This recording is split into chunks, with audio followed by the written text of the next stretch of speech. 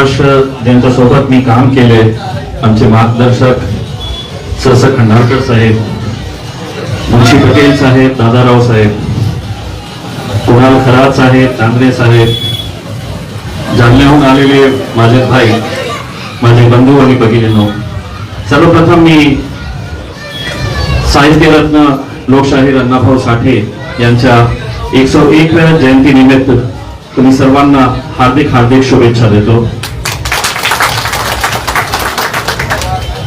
जैन संमेलक साहेबांनी सांगितलं, स खंडाळकर साहेबांनी सांगितलं की मी अण्णाभाऊ साठे यांना भारतरत्न मिळावं यासाठी लोकसभेमध्ये प्रश्न उपस्थित करावा.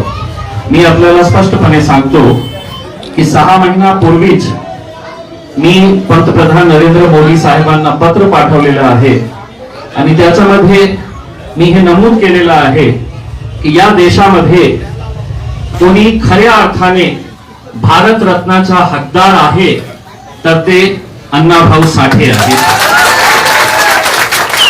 मी पत्र लिहिलेलं आहे, पण मला नाही माहित की मोदी साहेबांना पत्र वाचता आलं का नाही आलं.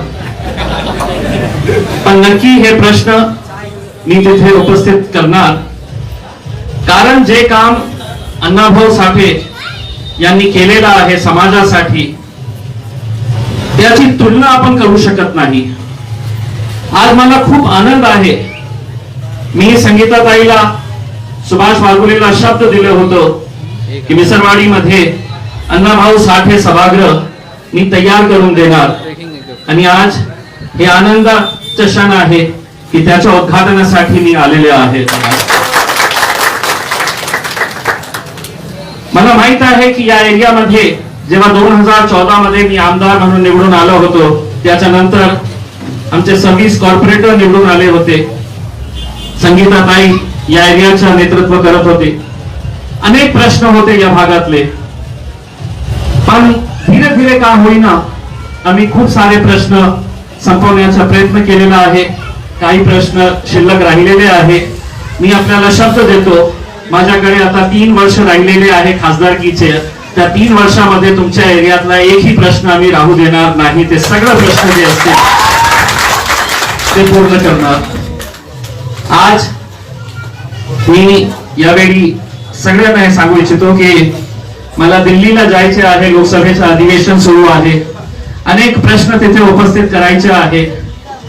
लोग म्हणते की मोदी है तो मुमकिन है, 110 लीटर पेट्रोल हो गया है, वो भी मुमकिन है मोदी है तो. महंगाई कहां जा रही है, गैस के सिलेंडर की क्या कीमत हो गई है. कितने सारे प्रश्न हैं जिनके बारे में आज चर्चा करने की जरूरत है. आज वैक्सीन लेना है तो हमको वैक्सीन नहीं मिल रही है, और जिन्हें मिल रही है तो इस वैक्सीन के सर्टिफिकेट के ऊपर नरेंद्र मोदी साहब की तस्वीर है. मैं तो चाहूंगा कि जो लोग इस कोरोना की वजह से मरे हैं उनके डेथ सर्टिफिकेट के ऊपर भी नरेंद्र मोदी साहब की तस्वीर होनी चाहिए, कि आज लोगों को याद रहे कि हमारी मौत हुई है तो हमारे पास अस्पताल नहीं थे, हमारे पास बेड्स नहीं थे. इसकी याद दिलाने के लिए वो तस्वीर उनकी वहां पर भी होनी चाहिए. मुझे सुभाष वाघुले साहब ने और कुछ यहाँ की मांगों के बारे में बताया है. मैं आप लोगों को वचन देता हूं, मेरी तरफ से जितनी भी कोशिशें हो सकेगी मैं पूरी ईमानदारी के साथ ये कोशिश करते रहूंगा.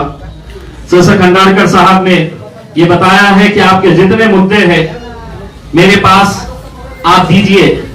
मैं खंडाळकर साहब से अनुरोध करूंगा कि लोकमत के बारे में कभी मेरी तारीफ भी किया कीजिए. अभी कुछ दिन पहले मैंने जो हमारी हक की जो स्पोर्ट्स युनिव्हर्सिटी एक विद्यापीठ आपल्याला औरंगाबादला मिळाली होती. 150 एकर जमिनीवर ते विद्यापीठ औरंगाबाद मध्ये स्थापित होणार होती. त्याची जागा आम्ही फायनल केली होती. ते विद्यापीठ औरंगाबादला आली असती तर या एरियातले विशेषकर मराठवाड्याचे जे युवक आहेत त्यांचा खूप मोठा फायदा झाला होता. मी मीटिंग मध्ये उपस्थित केला होता मुद्दा. मग मला आश्वासन देण्यात आलं होतं की हो, हे विद्यापीठ औरंगाबादला मिळाली आहे आणि इथेच आम्ही एस्टॅब्लिश करू. पण काही दिवसापूर्वी मला हे सांगण्यात आलेलं आहे की हे विद्यापीठ औरंगाबाद कडून ते पुण्याला शिफ्ट करण्यात आलेली आहे. 2014 ते 2019 मध्ये जेव्हा मी आमदार होतो त्याचप्रमाणे all India institute of medical sciences खूप मोठा आणि प्रतिष्ठित जे एक हॉस्पिटल दिल्लीमध्ये आहे त्यांची एक ब्रांच औरंगाबादला मिळाली होती. इंडियन इन्स्टिट्यूट ऑफ मॅनेजमेंट एक प्रतिष्ठित जगप्रसिद्ध जे एक मॅनेजमेंट इन्स्टिट्यूट आहे आंतरराष्ट्रीय दर्जाचा ते आम्हाला मिळालं होतं. ते कुठे गेलं तर ते त्यावेळची जे सरकार होती काँग्रेस आणि शिवसेना आणि भारतीय जनता पार्टीची हे दोघं जे संस्था होती ते नागपूरला घेऊन गेले आणि त्यावेळी on the floor of the house विधानसभेमध्ये देवेंद्र फडणवीस साहेबांनी सांगितलं होतं की त्याच्याऐवजी आम्ही तुम्हाला एक international institute of architecture and planning देणार आहे. ते आजपर्यंत त्याचा एक साधा कागदही आम्हाला मिळालेला नाही, त्याचं नोटिफिकेशन त्यांनी काढलं नाही. आणि आता जेव्हा हे इतकी मोठी एक विद्यापीठ औरंगाबादला येणार होती तर कोणी पळवले, कशामुळे पळवले? मी त्याचं आंदोलन सुरू केलेलं आहे आणि मी सगळ्यांना हात जोडून विनंती करत आहे, आपल्यासाठी नाही तर आपल्या मुलांच्या भविष्यासाठी औरंगाबाद मध्ये जे कोणी राष्ट्रवादी काँग्रेसचे आणि शिवसेनाचे मंत्री येतील त्यांचा घेराव करा आणि त्यांना प्रश्न विचारा की आमची विद्यापीठ तुम्ही कशामुळे आणि कोणाच्या सांगण्यावरून तुम्ही घेऊन गेलेले आहे. जोपर्यंत आपण प्रश्न विचारणार नाही तर असाच प्रकारचा अन्याय आपल्या या जिल्ह्याला होत राहणार आहे. आणि जेव्हा मी आंदोलन केले तर लोकमत मध्ये कुजबूज म्हणून एक बातमी येतं तर त्यांनी माझी चेष्टा केली की आता गेलेली आहे विद्यापीठ, कशाला त्याच्या मागे पडत आहे. हो, मी मागे पडणार, त्यांच्या मागे पडणार, त्यांना प्रश्न विचारणार, कारण मी हे सगळ्यांचा लोकप्रतिनिधी आहे. मी आपल्याला हात जोडून विनंती करतो की या देशामध्ये आणि विशेषकर या जिल्ह्यामध्ये आपण खूप जातीपातीचा एक राजनीती बघितलेली आहे ज्याच्यामुळे आपला जिल्हा खूप मागे राहिलेला आहे.